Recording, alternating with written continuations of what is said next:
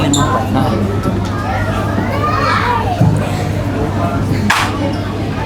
Okey. Bismillahirrahmanirrahim. Assalamualaikum warahmatullahi wabarakatuh.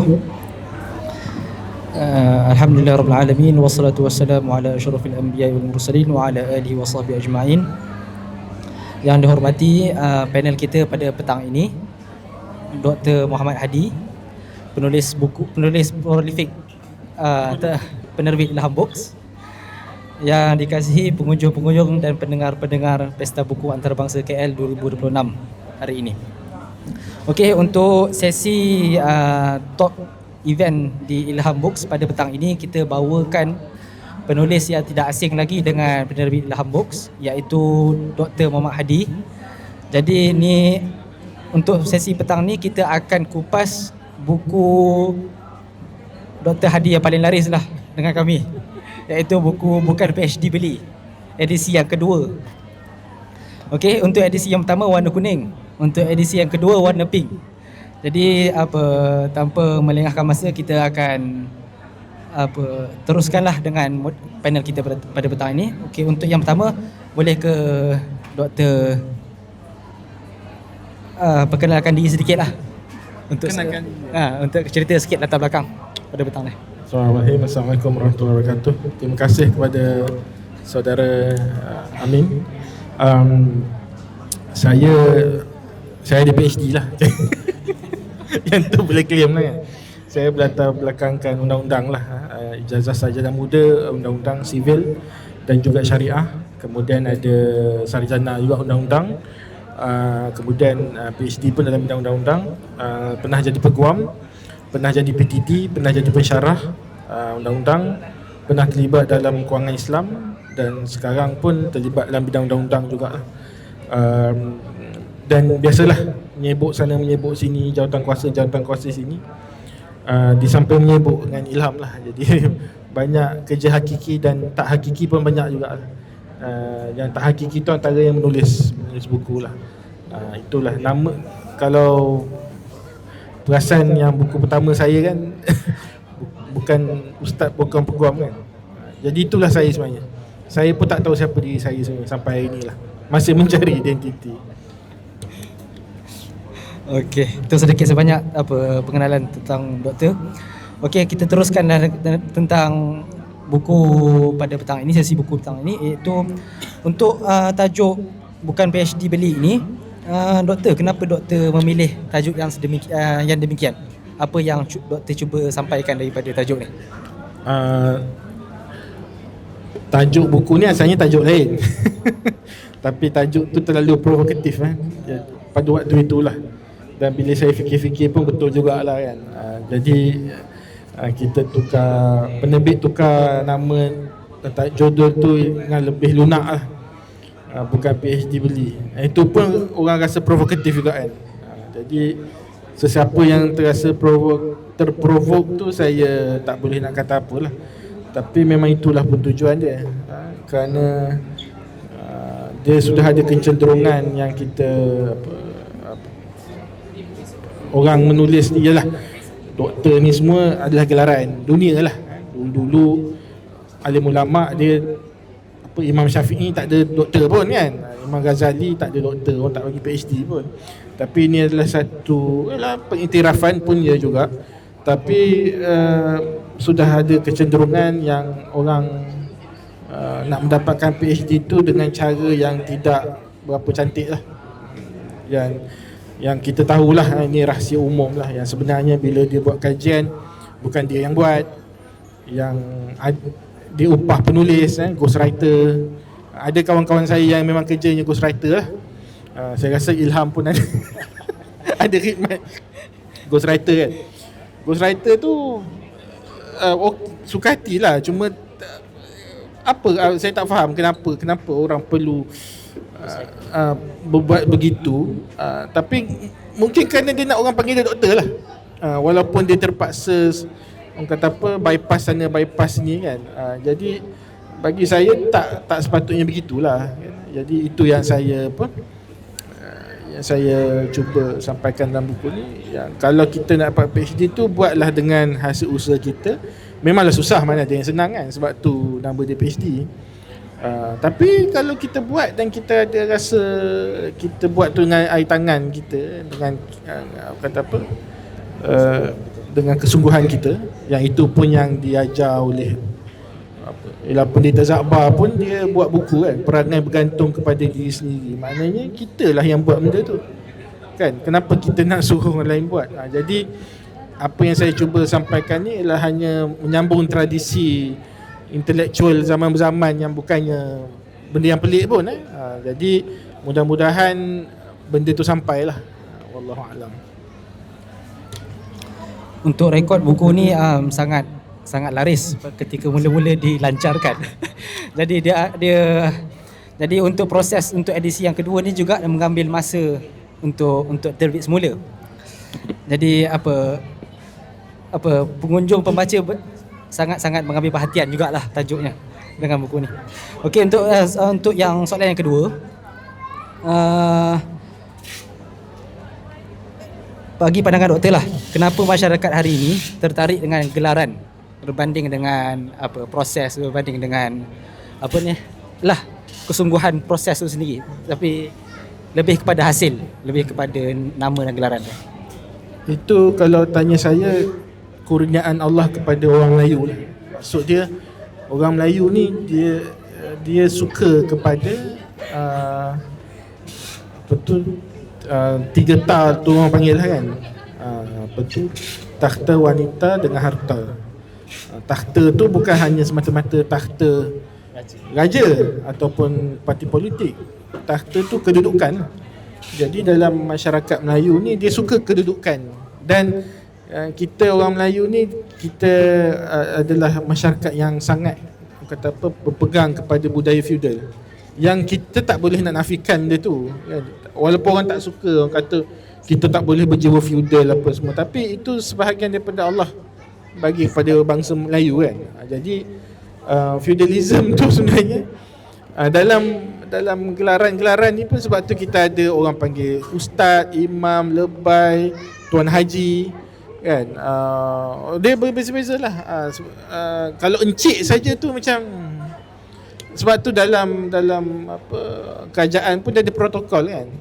Kalau orang tu hebat macam mana pun, tapi kalau dia encik, susah bila dia dengan datuk-datuk, Tan Sri apa semua. Jadi itu dah sebahagian daripada kita punya bahasa orang putih dia sebut peripherals dia, kita punya perkakas kita kan, yang kita tidak mudah untuk kita ni Sebab tu dulu jadi satu masalah bila Prof Ungku Aziz kan, bila dia tak ada gelaran, bila ada event kerajaan orang susun kan, dia ni cuma profesor je, yang lain datuk, Tan Sri je. Jadi dia ujung belakang kan.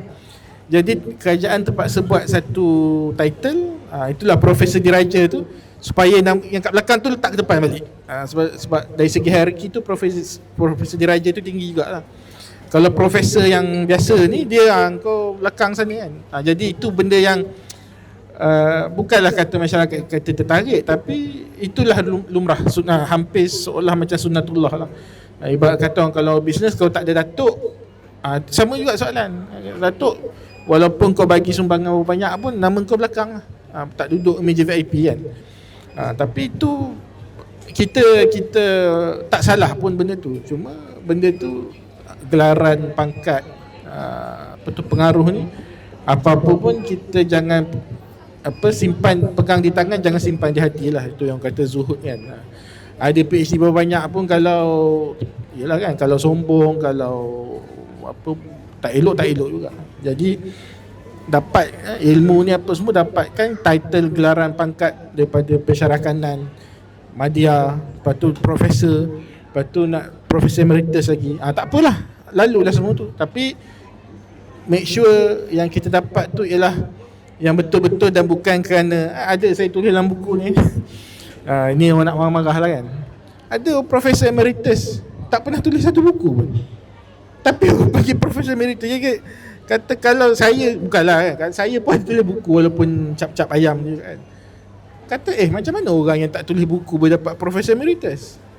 Jadi benda tu, itu yang orang pertikaikan dan orang persoalkan lah. Jadi kita tak nak benda tu Kalau betul kita layak, kita entitled, macam Profesor Diraja Ungku Aziz, Profesor Diraja Syed Nakib, itu orang tak nafikan. Tak apalah, kita nak jadi yang macam tu lah. Tapi ni profesor tapi orang tak kenal pun, apa sumbangan, rakyat tak kenal, orang ramai tak kenal, menulis pun tak ada, lagi kita pening. Ini siapa sebenarnya kan? Jadi itulah sedikitlah percubaan saya untuk meletakkan pemahaman orang awam ni kepada landasan yang betul, supaya kalau tak tegur dia akan tersasar entah apa-apa lah. Dan banyaklah benda-benda contoh-contoh mengarutnya tu yang saya rakamkan dalam buku ni lah. Oh, macam tu. Okey, doktor, untuk selingan, kenapa doktor pilih warna pink, doktor? Ini pun penerbit lah. saya minta maaf lah, saya bab apa reka bentuk, reka letak, juxtaposisi ni semua, saya memang I have a very bad taste. Saya memang tak ada cita rasa. Bagi saya semua okey. Jadi saya punya ni tak boleh diambil kira lah. Jadi benda tu serahkan kepada penerbit lah. Mungkin untuk menggamit lebih ramai pembaca wanita ke, saya tak tahulah kan. Wallahualam. Tapi cantik lah, cantik. Cantik. Mungkin lebih ramai calon PhD di kalangan wanita pun. Ya. Itu pun satu, orang kata apa, yang nak bagi galakan jugalah. Bagi galakan yang tidak ada yang terlalu susah. Memanglah susah, tapi kita cari masa lah.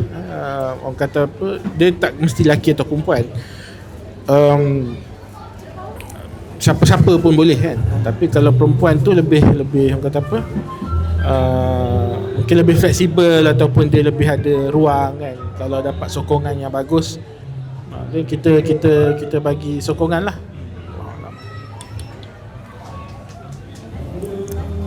Okey. Seterusnya, doktor, sebagai seorang yang telah melalui proses PhD, apa yang doktor rasa seorang calon PhD itu perlukan untuk dia berjaya, dan ataupun untuk dia berjaya dan juga dia berjaya menyempurnakan istilah doktor di PhD juga?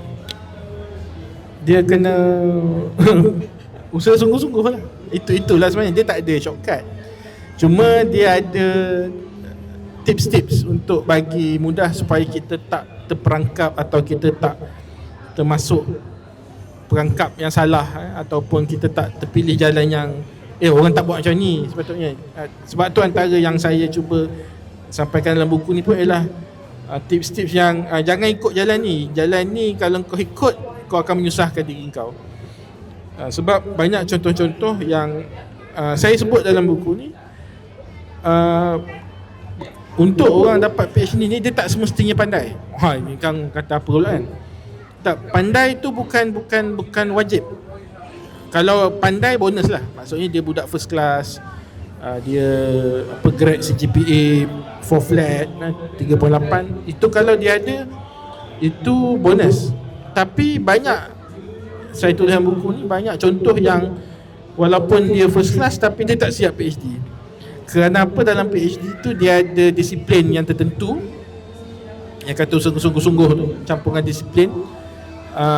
Yang tu yang ramai tersadung lah, dan menyebabkan dia tersilap memilih jalan. Dia nak mempertahankan juga pemahaman dia, walaupun tak kira yang saya cakap ni betul, supervisor yang salah. Jadi benda tu dah itu orang kata, kalau nak, walaupun kita ni ada idea kita sendiri, tapi kita jangan melawan arus yang sampai kita terkorban tu. Kalau kita boleh ada idea, kita boleh ada tanggapan, kita boleh ada ni, tapi tak apa, kita lalu dulu proses. Kemudian dapat PhD, kau nak tulis lah, kau nak ubah dunia pun ubahlah. Sebab PhD ni bukan untuk ubah dunia kan. Tak boleh ubah masyarakat pun. Dia hanya sumbangan kecil kita untuk menambahkan koleksi literature ataupun penulisan yang telah ada. Kemudian kalau ada benda yang nak ubah dunia tu, dengan jawatan tu, ubahlah, tulislah banyak-banyak. Itu yang orang tak ni sampaikan. Ada pandangan yang kata, oh saya tak nak tulis PhD sebab bagi saya tak ada nilai. Tak boleh kata macam tu kan. Sebab kalau tak ada, yang kita kita tahulah ramai yang sebelum ni pun, bila bercakap ni samalah kalau ni kan, encik lepas tu dengan datuk kan. Datuk tu walaupun cakap merapu, orang akan dengar cakap datuk tu. Encik ni lantak engkau lah, walaupun pandai macam mana saya pun. Macam tu. Samalah. Kalau dalam ni tiba-tiba yang bercakap, oh sepatutnya begini. Orang akan tanya, awak siapa? Oh saya bukan siapa-siapa. Tak apalah awak ni kan. Jadi dari segi tu, you tak boleh. You kena akui dan doktor ni ada weightage dia ada pemberat dia. Dan dengan pemberat tu yang kita sepatutnya boleh meyakinkan, membawa hujah kita lah. Sebab itu kita kena lalu proses tu. Sebab ramai juga yang ada PhD selepas itu. Lepas tu yang orang panggil Profesor Kangkung, dia merapu dengan dia punya tu dan akhirnya orang macam ni yang ke depan. Padahal dia bawa ilmu yang salah lah, ilmu yang tak betul kan. Ilmu terbang lah, ilmu gaib lah, apa benda semua kan. Tapi sebab yang betul-betul ada tu dia tak buat. Dia orang tepi jalan je. Dia tak masuk dan dia tak lawan naratif tu. Akhirnya yang ni lah yang dok cerita Melayu terbang lah, Melayu hilang gaib lah. Sebab yang betul-betul ada tu dia tak bawa. Dia tak nak masuk dalam scene tu. Akhirnya dia penuh lah kelompok tu dengan orang-orang yang tak seberapa layak. Tak berapa layak untuk cakap benda tu lah. Itu yang kita perasan lah, benda tu, kecenderungan tu telah ada lah kan beberapa tahun terakhir ni lah. Jadi dua benda lah, usaha bersungguh-sungguh dan juga disiplin lah. Ini yang kena ada. Shortcut di samping tips-tips untuk mempermudahkan tu adalah saya pun ada kongsi, doa dan sebagainya. Tapi usaha bersungguh tak ada lah.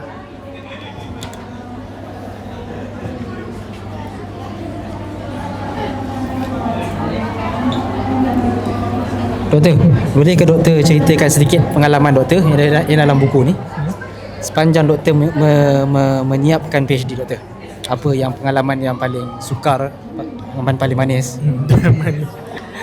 Kalau saya tulis pun dalam buku ni, saya tak ada pengalaman tragis yang menangis, saya mata semua tak ada. Yang tu mungkin orang pelik. Dan alhamdulillah saya tak ada benda tu. Maknanya menunjukkan PhD ni bukanlah mesti derayan air mata darah. Tak ada. Dia biasa je buat lah. Mungkin saya pun bukan jenis orang yang banyak komplain kot sebab benda ni semua pilihan. Kalau kau tak nak ni buat PhD, kau jadilah influencer ke, kau tanam durian ke. Ini semua pilihan.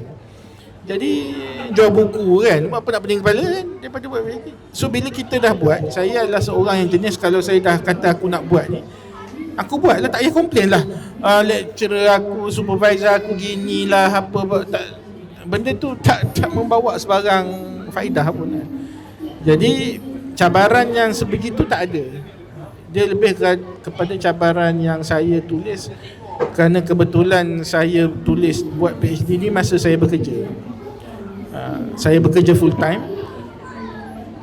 Yang itu pun caranya tak berapa elok jugalah. Saya tulis buat PhD pun bukan kerana saya, tapi kerana saya ada orang yang tak percaya yang saya boleh buat PhD full time sambil bekerja full time. Jadi saya ni jenis yang pantang sikit orang. Sabar. Dia bukan cabar. Orang Melayu ni biasalah dia pesimis kan, pesimis. Jadi saya macam pada kata tak pernah jumpa lagi, tak ada lagi orang yang buat kerja kan. Dan memang betul pun waktu tu memang tak ada dah, memang tak ada. Semua PhD dengan semua PhD yang kena cuti belajar, kena ni kan. Jadi okey, tak apalah. Dan dalam keadaan itu pun ramai tak ambil PhD walaupun cuti belajar. Sebab bila cuti belajar dia pergi bagi ceramah agama pula lah, pergi berjalan lah pula kan. Tapi bila saya study saya perhati kata takkan tak boleh buat kan. Kata takkan tak boleh buat apa yang ni. Sebab kau menulis ni bukannya kau menulis hari-hari. Dia lah ada waktu-waktu dia lah, malam. Sebab saya kerja siang, jadi malam lah kalau nulis ataupun weekend. Ataupun Malaysia ni banyak cuti kan. Jadi masa cuti itulah kita menulis. So saya tak banyak berjalan lah masa buat PhD kan. Jadi tak adalah yang kata terlalu matilah aku, tak ada. Sebab saya top up balik lah apa-apa yang ni kita kejar balik, kita buat balik. Dan alhamdulillah bila siap tu, orang yang mulut-mulut yang cakap itu dia tak percaya tu kan, dia cakap kata awak adalah orang pertama yang buktikan saya salah. Itu yang saya suka dengar. Jadi kata so Pani kata tak ada mana benda boleh buat kan. Dan alhamdulillah selepas itu ramai di kalangan kawan-kawan saya yang saya tak tahulah, mungkin bukan sebab saya pun terinspirasi ke apa. Itu bukan saya seorang je, ramai lagi. Saya boleh sebut nama lah kat sini kan. Tapi ada beberapa kawan yang tahu-tahu tak tahu. Cuma jangan duk kita buat je lah, tak payah nak terpaling ni kan.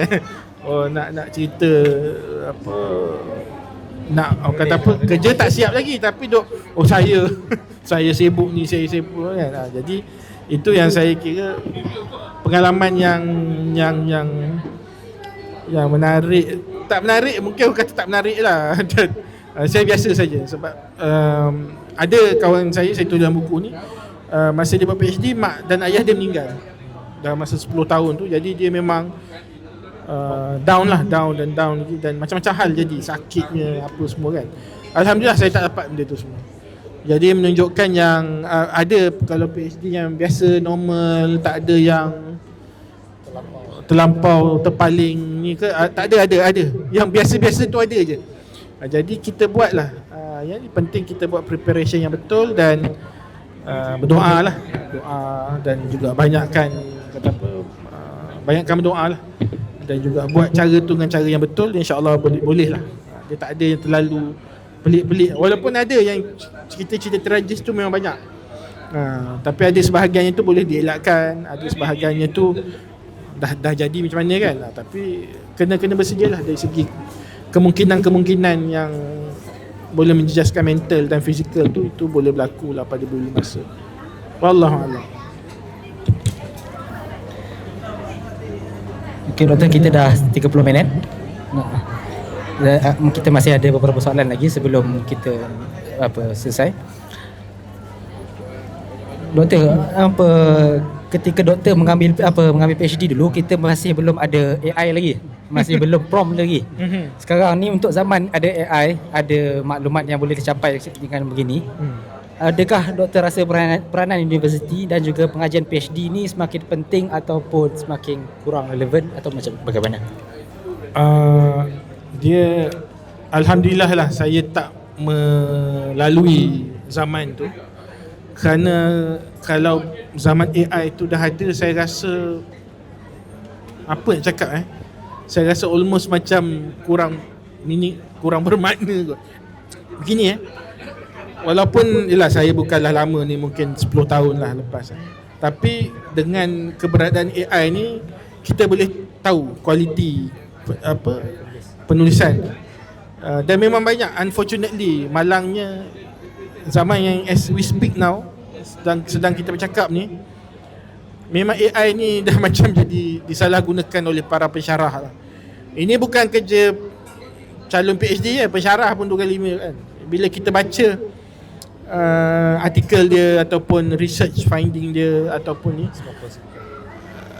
kita tahu yang ini bukan orang Malaysia, bukan orang Melayu yang tulis kan. Dia adalah yang telah difilter oleh berkali-kali oleh AI dan dah jadi sangat kaku dan keras dan tak ada flow.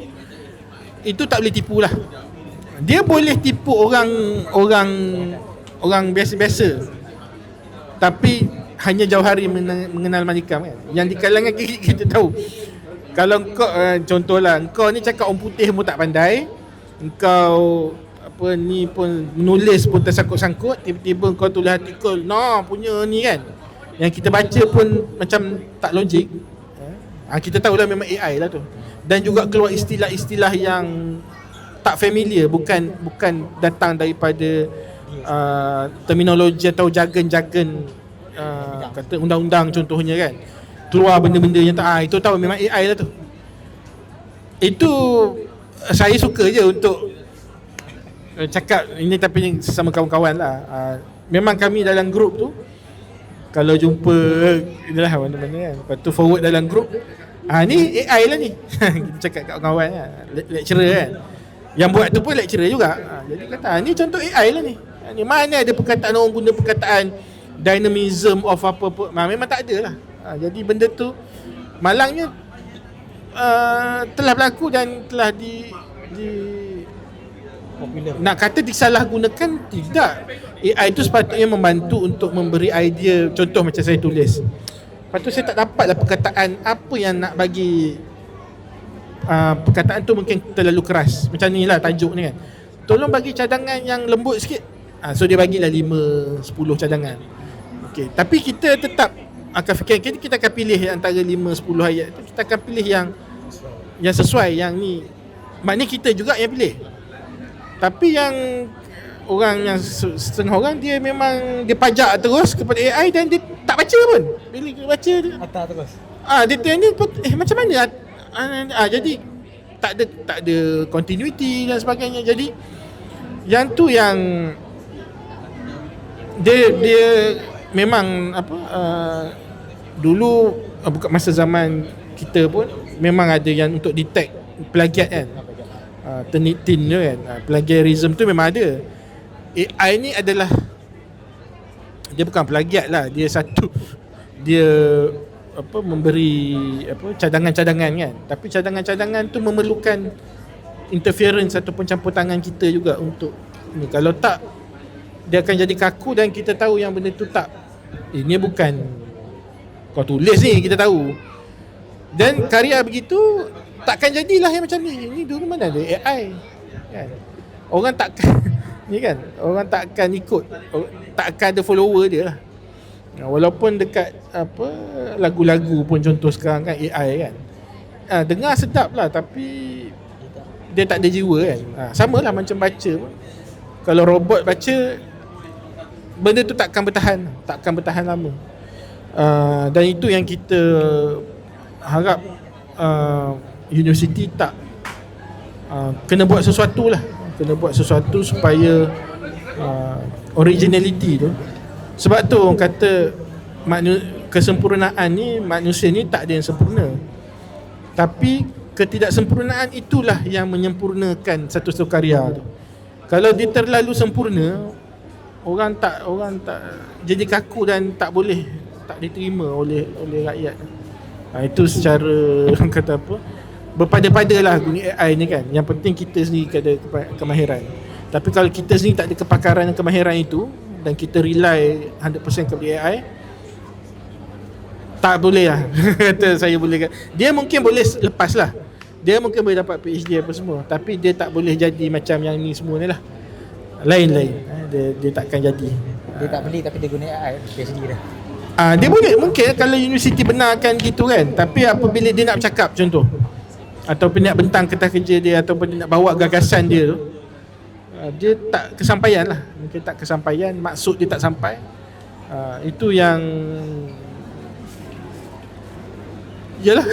Nak masa akan menentukan sama ada dia, karya dia ataupun penulisan dia tu akan sampai orang tahu ataupun orang tak tahu. Kalau tak, banyak aja pun yang orang tak peduli kan. Dia ni siapa kan? Sebab punya tulis PhD pun pakai AI kan, buat artikel pun pakai AI. Sebab nak cepat kejar KPI. Sepatutnya saya sebut juga lah, dia kata teknologi ni membantu kita untuk cepat, tapi bukan membantu kita jadi malas. Tapi ada setengah teknologi tu membantu kita jadi lebih malas. Sebab dulu contoh saya tulis dalam ni, kita nulis pakai typewriter. Typewriter tak boleh delete kan. Ini cerita 30-40 tahun dulu memang kena pakai manual. Tapi jarak ataupun tempoh buat PhD tu tetap 3 tahun kan. Sepatutnya bila ada laptop boleh delete apa, sepatutnya logiknya kau punya PhD 2 tahun siap. Sebab orang dulu menaik bagi nak gila kan. Lepas tu mana ada soft copy. Tapi tu kata kalau kita sebut 2 tahun boleh siap, orang kata mana boleh, kena 3 tahun juga. Kalau tanya saya, sepatutnya kalau betul full time apa 3 tahun, sekarang 6 bulan tu sebab tu saya tulis dalam ni 6 bulan pun sebenarnya boleh siap kalau betul-betul jumpa tajuk yang sesuai apa semua tu boleh. 3 tahun ni fikir buat apa lama sangat. Lepas tu ada AI pula lagi kan, 2 minggu boleh siap. Kalau betul kan. Tapi taklah, bukan itu yang kita carilah kan. Wallahualam.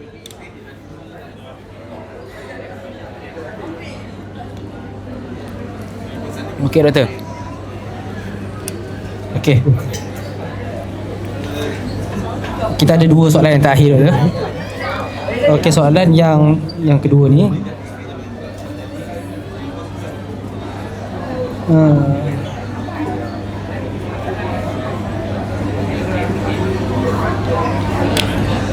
Banyak soalan panjang. Betul lah, banyak soalan, kita tak pilih ambil semua lah. Panjang. Ambil semua. Doktor, ada pelbagai faktor yang menyebabkan seorang tu ambil PhD dia terberhenti, kan? Tapi bagi doktor, apa yang menjadi satu faktor yang umum yang menyebabkan orang yang berhenti ni mempunyai alasan yang sama menyebabkan dia orang berhenti bagi doktor? Dia sebenarnya dia tak bersungguh hati lah. Yang sepanjang yang saya tengok lah, dia tak sungguh-sungguh nak. Dia mungkin ambil tu sebab terikut-ikut, ataupun tak ada benda nak buat, ataupun dia tengok kawan dia ada PhD, aku nak buat PhD juga lah. Tapi diri sendiri tu nak tu tak sangat. Ataupun dia nak dia pensyarah kan, PhD, tapi dia kata kalau aku tak ada PhD pun aku masih lagi pensyarah, contoh kan. Jadi kebanyakan yang macam tu, dia bukannya betul-betul nak, dia tak betul-betul sepenuh hati nak, tapi buat tu separuh jiwa lah. Bila separuh jiwa ni, dia banyak salahkan faktor-faktor keliling dia. Salahkan supervisor, salahkan pasangan hidup pun dia salahkan. Bini dia salah, tak understanding, ataupun laki dia salah, tak understanding kan. Jadi lepas tu dia salahkan, sibuk jaga anak, lepas tu sibuk ni, sibuk, semua benda sibuk. Orang yang betul-betul nak dapat PhD tak sepatutnya cakap macam tu lah. Melainkan kalau dia cakap tu ialah antara suami isteri je nak meluah perasaan, tak apalah. Tapi kalau dia jenis bercakap, cerita kat semua orang ni, saya boleh, itu dah boleh nampak lah, dia ni tak siap ni. Biasanya memang betul lah tak siap. Sebab dia banyak alasan. Banyak alasan. Jadi dia tak boleh ada alasan. Bukan alasan tu mengeluh, tu biasa manusia. Tapi kalau yang ni tak betul, ni tak betul, tu tak betul, kata yalah. Sebab tu dalam buku ni sebut, kalau supervisor salah, siapa suruh kau pilih supervisor tu? Kan? Jadi itu satu benda lah. Kalau orang dulu dia tak ada pilihan. Sebab dulu terjun je kan, terjun dapat siapa nasib baik lah. Tapi sekarang ni kita boleh reki dulu kan, boleh tanya-tanya kawan, kau dulu siap PhD, supervisor kau okey tak? Oh dia okey, gini kan. Dan okey, seorang cakap, tanya pula kawan lain, kau ni dia okey tak? Okey. Dan kalau dah 3-4 orang kata okey, tiba-tiba kita ambil dengan dia, kita tak okey, mana kau lah yang tak okey, bukannya kan. Orang lain okey kan. Jadi ada seorang profesor ni lah, rasa orang kenal ramai lah, Prof Rizwan lah, Rizwan Osman. Student PhD dia semua lulus kan. Itu dia bangga lah. Itu sebab zaman dia dulu, setiap kali convocation kat UM tu berbelas-belas, tak kurang setiap tahun tak kurang 7-8 orang habis. Jadi kalau secara adat yang kita tengok lulus, tiba-tiba engkau mana ada benda lah yang salah tu. Tapi tak nak mengaku tu cerita lain lah kan. Jadi benda-benda macam tu lah. Biasanya satu tak betul-betul bersungguh, dan dia pun tak betul-betul kaji. Dalam corporate ni kita panggil risk management, pengurusan risiko tu dia tak check betul-betul. Contoh tajuk yang macam ni, ada yang Contohlah kita bagi yang ni lah, depan mata ni kan, Syed Nakib ni kan. Memanglah Prof Syed Nakib dia ada dia punya apa, kata apa, falsafah pemikiran dia apa. Tapi tak semua orang setuju. Jadi kalau kita nak bawa wacana kita tapi pergi dekat orang yang bukan mazhab dia, memang memang akan kena tolak lah. So kena carilah yang sealiran. Ini supaya ni kan, sama ada yang ni kata apa-apa lah, yang ni kan. Jadi kalau main ni je kan, kalau main pergi ni saja, dan rupanya tak setuju, yang ni tak setuju, memang tak setuju lah. Lepas tu kita nak salahkan supervisor tu teruk. Kita masuk kolam tu pun dah masuk salah kolam kan. Kita dah masuk salah kolam. Sepatutnya kau cari yang geng-geng yang macam ni. Itulah contoh kesilapan yang kalau kita tak kaji, kita tak buat penelitian dulu, kadang-kadang habis bertahun-tahun, kerana kita tak kaji dulu kan. Ada yang kerana kita terlalu, bukanlah kita degil, tak. Kalau kita degil, kita masih nak buat benda yang kita nak buat, kita kena cari orang yang boleh buy our idea lah, yang boleh terima. Tak apa, kalau you tulis macam ni, I akan support. Memang kita kena tulis gini-gini supaya gini-gini, then okey lah. Tapi kalau ni cakap saya naknya apa kata, itu bukan ni lah, tak bersungguh.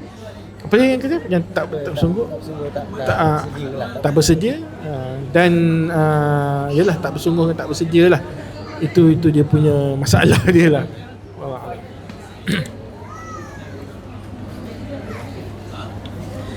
Okey, Doktor, ini soalan terakhir lah. Jika pembaca hanya soalan dia, jika pembaca hanya mengingati satu perkara selepas menutup buku ini, apakah perkara yang Doktor paling harap mereka bawa pulang, mereka ingat? Siapa yang baca? Yalah, siapa yang tak ada PhD tulis PhD lah. Kerana manusia ni pemikiran dia punya gagasan dia tu hanya orang akan ingat, dikenang. Bukan orang nak suruh kita kenang kita ni, kita dah mati dah pun waktu tu. Tapi dikenang kenang kerana itulah yang akan jadi satu amal jariah kita lah. Sebab tu Pramodia Anantatur pernah sebut, orang boleh pandai setinggi langit, tapi kalau tak tulis, macam mana kita boleh kata Syed Nakib ni kan pandai apa semua kan, ahli falsafah. Buku berapa puluh buku dia tulis. Ahmad bin Abu seorang yang pandai dan banyak berjasa, tapi tak tulis apa-apa. Macam mana kita nak tahu?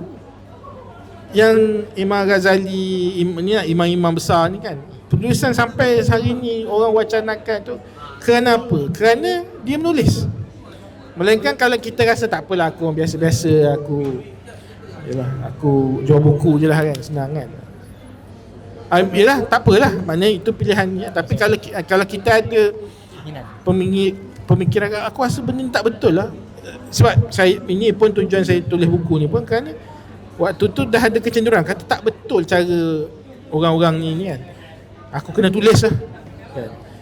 Masa tu tak tahu pun ni kata kan, tulis je lah. Tulis jadi buku, okey lah. Maknanya ada lah kesan dia tu kan.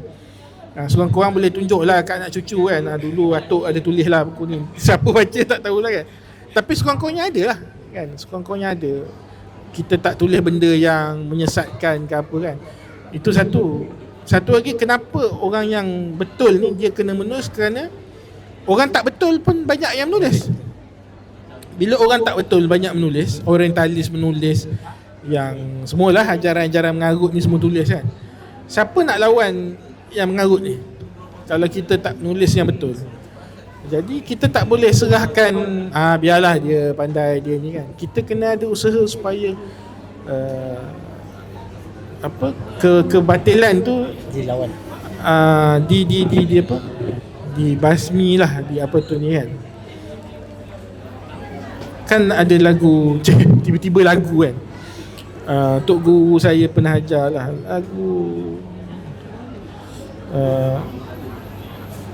lagu apa, ekspedisi. Tiba-tiba ekspedisi.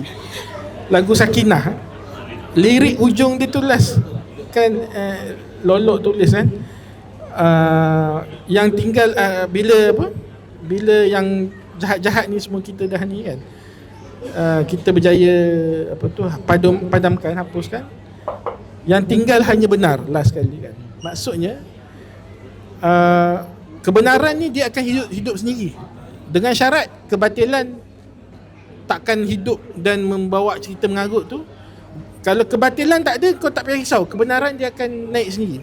Tapi bila kebatilan tu berleluasa sampai orang tak nampak dah yang mana satu kebenaran, itulah tugas orang pandai ni, cendekiawan ni, untuk lawan kebatilan tu.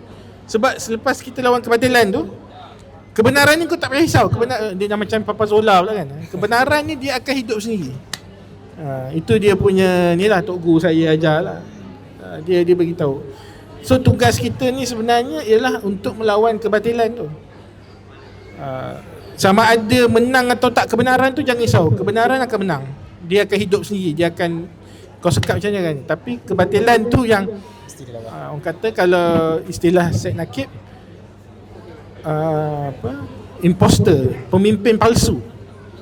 Ni letih sebab ramai ni pemimpin palsu ni, yang tak layak jadi pemimpin, jadi wakil rakyat, jadi ni kan. Sebab kita duk angkat orang-orang macam ni, jadi akhirnya naiklah orang-orang yang tak sepatutnya. Orang-orang ni yang kita perlu lawan. Kalau kita biarkan dia melalui benda tu. Kenapa orang yang tak menulis lah asalnya tak menulis, untuk ini mungkin sumbangan saya sikit untuk nak lawan lah trend-trend atau budaya-budaya tak berapa sihat tu, nak betulkan balik asas keilmuan tu dengan cara je lah, santai ke macam mana kan. Tapi yang penting menulis tu kena ni lah, kena kita cuba menulis. Yang menulis tu yang akan saksi. Yelah, memanglah Allah memang nampak kan, tapi aku dah cakap Allah, ya Allah kan, tapi menulis tu kan lebih ni, aku dah tulis pun. Jadi boleh jawab lah kat akhirat kan. Itulah sekurang-kurang kita kat dunia kan, apa benda kita boleh ni kan. Wallahualam. Terima kasih banyak Prof di atas perkongsian dia sebentar. Terima kasih Doktor, akan datang. Bila naik pangkat ni Prof. Terima kasih Doktor atas perkongsian berkenaan buku edisi kedua, bukan PhD ni. Sekarang kita buka soalan kepada para pendengar untuk Okey. Saya persilakan kepada Assalamualaikum. Assalamualaikum warahmatullahi wabarakatuh. Nama saya Hazira. Saya sekarang dalam pendidikan tinggi negara. Dari PhD dibeli dan ditulis orang lain, kemudian artikel ditulis, ditunggang, dan kemudian buku ditulis oleh RA dan sebagainya. Dia menjadi macam business as usual. Doktor ada tulis dalam persoalan dalam satu chapter jenayah akademik apa yang telah jadi dalam pendidikan tinggi negara kita. Adakah situasi ini menyebabkan doktor meninggalkan pendidikan tinggi negara kita hari ini? Kerana saya generasi muda dalam pendidikan tinggi negara cuba juga bertahan. Sekarang tengah ambil CSA, suka bawa bertenang. Okay. Adakah ini sebab-sebab doktor melihat ini bukan ruang islah, ataupun dia tidak lagi, kebatilan tu tidak lagi boleh dilawan bila kita berada dalam sistem tersebut? Yalah, you dah menjawab lah soalan tu. Itulah jawapannya. Saya tak boleh lawan, dan bagi saya tak guna pun untuk lawan. Dan lebih baik saya buat benda yang saya suka je lah kan, daripada nak nak lawan benda yang kita tak boleh lawan kan. Sebab benda ni yang kita lawan bukannya kita lawan satu institusi. Jadi sebab tu saya tulis juga dalam buku tu, saya kata kalau kawan-kawan pensyarah yang sedia ada ni, saya tak bermusuh pun dengan dia orang. Dan saya faham apa yang dia orang lalui, dan dia orang terpaksa kompromikan, dia orang terpaksa ni. Masing-masing ada struggle masing-masing, saya tulis ni kan. Masing-masing ada cari makan masing-masing kan. Cuma yang struggle dengan cari makan sendiri tu cuba pertahankan semana yang boleh lah, untuk dapatkan apa-apa itulah, madya, lepas tu dapat profesor ni kan, walaupun ni kan, tapi macam saya sebut tadi, kalau kita tak dalam deadline, nanti tengok siapa yang jadi profesor. Badut-badut semua. Dan dia ni sebab kangkung. Sebab tu saya sebut, macam mana ada profesor emeritus tak pernah tulis buku? Itu saja dah memang kan. Itu kita tahu dah. Jadi macam mana kan? Kita macam we yang academicians are being intimidated by them in many ways. Ya, sebab tu sebab tu bagi saya intimidated ni dia ada, kita tak macam ni ada benda yang kita boleh compromise. Sebab tu saya nasihat saya lah, kalau dah ada dalam sistem tu jangan keluar rugi. Saya ni sebab masa tu cerita lain lah pula kan. Tapi yang dalam ni try to follow ni, try to compromise, dapatlah AP associate, dapat professor, tapi kena ada footing kita sendiri, yang kita yang set that path atau setting. Kalau kita kata yang masa dia ni buat, dia masa ni dia dekan tak betul, masa ni dia jadi chancellor tak betul, tak betul lah. Tapi kita cuba buat yang betul lah. Sebab contoh yang betul pun banyak je yang bagus kan. Jadi cuma saya tak berdaya lah. Jalan hidup tu dah bukan macam tu kan. Mungkin kalau saya ada waktu tu, saya akan ikut dan saya akan alang-alang lah. Tapi ini kalau dunia lain dulu kan, kalau di dunia parallel lain tu, multiverse lain tu, mungkin saya akan, tapi saya akan buat, saya dapat profesor sampai dapat profesor emeritus. Saya lah kalau saya. Tapi itu tak berlaku lah, itu multiverse lain lah kan. Tapi ada benda lah yang kita kena pegang. Itu lebih merisaukan lah dengan yang akan datang dengan AI. Saya tak boleh gambarkan macam mana pensyarah yang macam mana yang akan lahir, yang dipilih. Itu agak-agak ni lah, agak menakutkan lah bagi saya. Baru ni saya ada tengok satu podcast Prof Mat Khalid, bukan Prof lah, Dr. Mat Khalid yang pakai ekonomi tu kan. Dia kata dia pun takut. Dia kata last kali bila orang tu tanya macam mana pandangan doktor mengenai inilah dunia ekonomi, saya bersyukur saya lahir tahun 70-an, dia kata. Sebab by the time 2020 ni dia dah hujung-hujung kan, nak pencen dah. Jadi dia tak payah nak fikir dah yang 20 tahun. Sebab bila fikir tu memang menakutkan saya. Saya pun rasa macam nasib baik aku lahir lambat sikit lah. Jadi sempatlah maknanya apa, zaman AI belum ada ni semua. Kalau tak, kita pun memang tak tahulah. Tapi whatever it is, kata perjuangan tu tetap diteruskan lah. Macam mana sekalipun, dengan cara kita, gaya kita tu, kita perlu pegang prinsip kita. Tapi bukan senang lah, saya tahu benda tu bukan senang. Tapi mudah-mudahan secebis yang ni bantulah sikit. Kalau pun tak banyak, walaupun saya tahu bukan mudah lah. Wallahualam. Terima kasih.